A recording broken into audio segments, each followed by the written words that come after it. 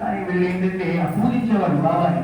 కానీ ఏంటంటే ఆయన వేషధారణ మనం ఉన్నాం కదా, సాధువు ఎప్పుడు కూడా ఏకవస్త్రంతోనే ఉంటాడు అన్నాం.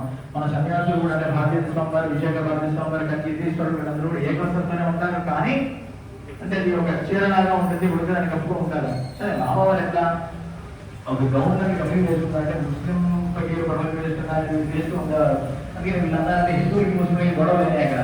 ఇది మాదేవుడు అంటే మాదేవుడు, హిందూ అంటే హిందూ కాదు, ఈయన ముస్లిం అని చెప్పి చేశారు. అప్పుడు వాళ్ళంతా సరే ఆ మహాచాపతి గారికి బాగా మహాచాపతి గారి ఇక్కడ బాబా గారు ఇక్కడ ఉండిపోమన్నారు. అంటే ఆ చాంద్ర గారికి వచ్చిన వివాహానికి ఇక్కడ ఉండిపోమన్నారు అని అన్నారు. సరే బాబా ఇదంతా ఈ ఊరు ఈ గ్రామంలో ఒక పురాతన మసీదు ఉంది, ఆ మసీదులో ఉండండి మీరు అని చెప్పి ఆ మసీదులో ఆయన నివాసం ఆ బాబా గారి నివాసం ఏర్పాటు చేశారు.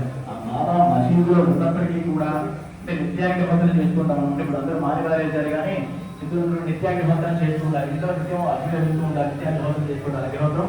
అలాగే తులసి ప్రతిష్ట చేసుకోవాలి. అంటే తులసి లక్ష్మీ కానీ కృష్ణ తులసి కానీ ఏదో ఒక ఇంట్లో కనీసం ప్రతిష్ట చేసుకోవాలి. దానికి నిత్యం ఆరాధన చేస్తూ ఉండాలి. అలాగే ఉసిరి చెట్టు కూడా ఉండాలి, దాన్ని కూడా ఆరాధన చేసుకుంటారు. ఆయన మంచిగా పక్కన చేస్తే అయితే ఆ తులసి వనాన్ని కూడా అక్కడ ఏర్పాటు చేస్తే ఆయన నిత్యం పూజ చేస్తూ ఉంటాడు అన్నమాట. ఇలా పరమేశ్వరుడికి కానీ, శివుడికి కానీ, రాముడికి కానీ, ఆంజనేశ్వరుడికి కానీ, హనుమంతుడికి కానీ అందరికీ నిత్యం ఆరాధన చేస్తూనే ఉంటాడు. అంటే మనకి చాలా పాఠ్యాలు పుస్తకాలు ఏమవుతుందంటే హనుమంతుడి బాగా ఆరాధన చేసేవాడు, రాముడు బాగా ఆరాధన చేసేవాడు అని. దేనికంటే మనకి ధనం ఏంటంటే ఈ కలియుగంలో అంటే అన్ని యుగాలుగా కలియుగంలో గణపతి, చండి, హనుమంతుడు వీరే క్షిప్రంగా ప్రసాదాన్ని ఇస్తారు. అంటే చాలా వేగంగా ప్రసాదాన్ని ఇస్తారు.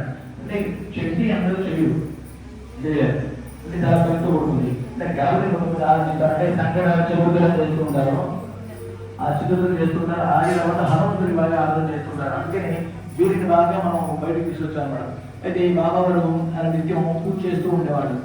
చూస్తూ ఉంటే మరి మహాత్మాది బాబా అంటే చాలా ప్రీతి కదా, కాబట్టి ఆయన రోజు ఏదో నివేదన పెట్టాలని చెప్పి వెళ్తూ ఉంటాడు. అలా ఒకనాడు మసీదు వెళ్తుంటే ఆ మసీదులో ఉన్నవాడు అడుగుతున్నాడు, ఆపేశారు. ఏమైనా మహాత్మాది ఈ బాబా గారు మా మసీదులో ఉన్నారు కదా, ఈయన వీరికి చేసిన భగవంతుడు కాదు, మా ముస్లిం ప్రవక్త, కాబట్టి మేము మాత్రమే ఈయన్ని పూజించాలి, మేమే ఆయన పూజింప యోగ్యం, కాబట్టి మీరు కానీ చెప్పి ఆయన చూస్తారన్నమాట. ఆయన పరిపరి విధాలుగా బతుకులాడగా కూడా ఆయన లోపలికి పంపించగా నిరాకరించారు. ఆయన చాలా బాధపడుతూ చాలా పోరాటం చేస్తున్నాడు.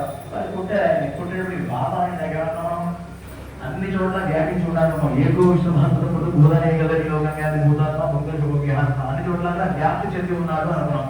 అలా వ్యాప్తి చెందినాడు ఆయన తెలుసుకుని ఆయన లోపలికి గట్టిగా బిగ్గరగా అరిచాడన్నమాట.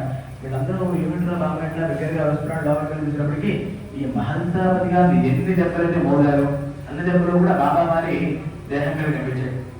అయితే ఏమిటి బాబా ఎట్లా జరిగింది అన్నారు వాళ్ళందరూ. అంటే ఆయన అన్నాడు, ఒరి మీరు నా భక్తుడిని బాధ పెట్టా నన్ను బాధ పెట్టా ఒకటి, ఆయన బాధ పెట్టారు కదా, ఆ దెబ్బలన్నీ కూడా నేను స్వీకరించాను. నాకైతే బాబా మమ్మల్ని క్షమించండి, మేము ఇట్లా అపరాధాన్ని చేశాము, మాకు నివృత్తి కలిగిందని చెప్పి బాబాని వేడుకున్నారు. ఆయన అన్నాడు, నాకు ఏ కులాన్ని ఏ మతానికి కూడా అతీతుడు, నేను కులాతీతుడిని